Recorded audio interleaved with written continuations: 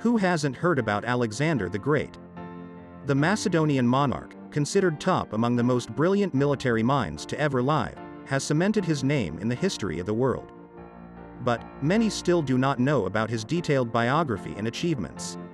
This is why we thought, why not make a video about it? So, sit back and relax as we reveal all the facts you need to know about one of the most famous people known in history. Alexander constructed the most extensive empire the ancient world had ever seen while serving as king of Macedonia and Persia. He managed to alter the history despite ruling for even fewer than 13 years. He was charismatic and cunning, intelligent and ambitious, diplomatic and murderous. Yet, he also inspired such devotion in his warriors that they would follow him wherever he went and risk their lives without any second thoughts. His tremendous impact on Greek and Asian society also led to the creation of the Hellenistic period, a novel historical era. King Philip II and Queen Olympias welcomed Alexander III into the world in Pella, Macedonia, in 356 BC. The military might of Philip II was well known. He envisioned conquering the vast Persian Empire while making Macedonia a powerful state.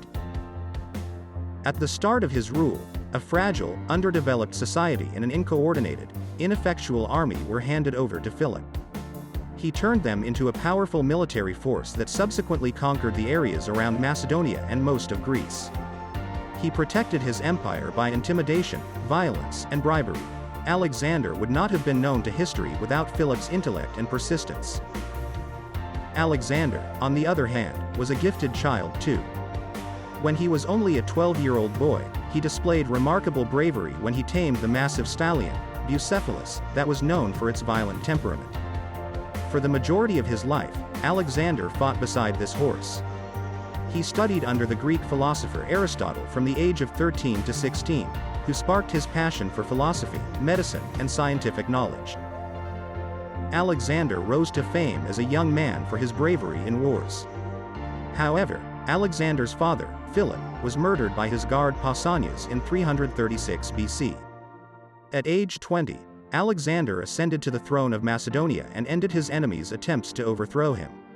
Additionally, he cast aside freedom protests in northern Greece. After dealing with all the pending affairs, Alexander departed to carry on his father's legacy. After Chaeronea fell under Macedonian control, Alexander began the grand campaign his father had envisioned, the conquest of the mighty Persian Empire. At the time, he was also able to benefit from the political unrest in Persia.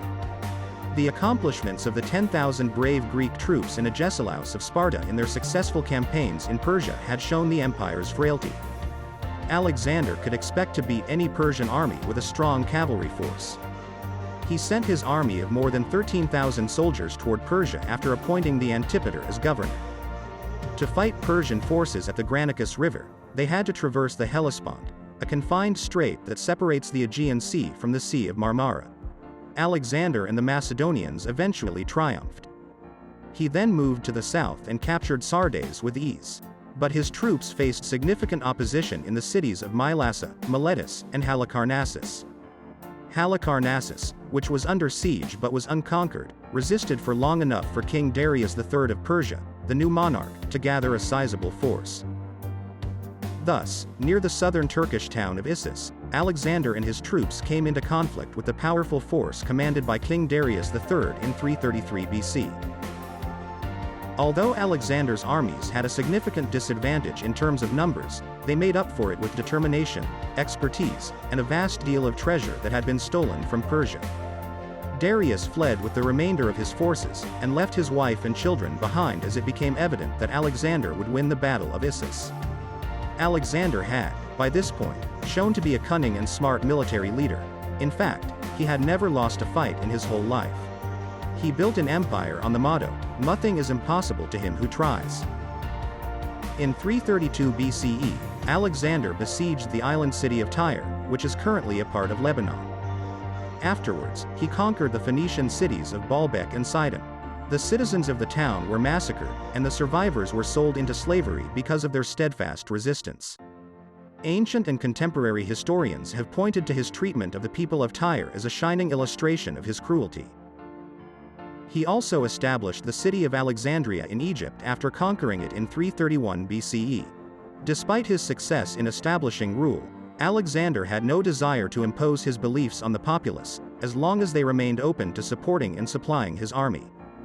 This does not imply, however, that he did not brutally put down uprisings or held back from destroying anyone who dared to challenge him. He departed Egypt for northern Mesopotamia and Syria to conduct additional operations against Persia after creating the foundation for the city of Alexandria.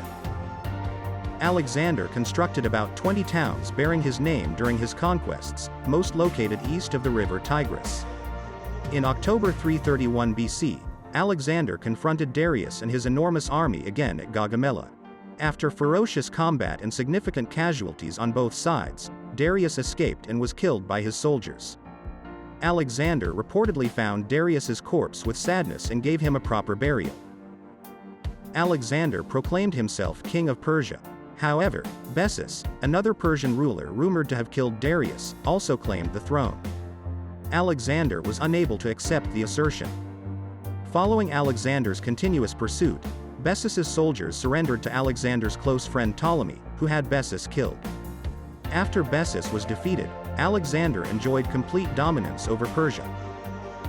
After securely taking control of the Persian Empire in 327 BCE, Alexander focused on India. Before getting to the Ganges River, which he planned to pass in order to capture more of India, he had already won quite a few battles.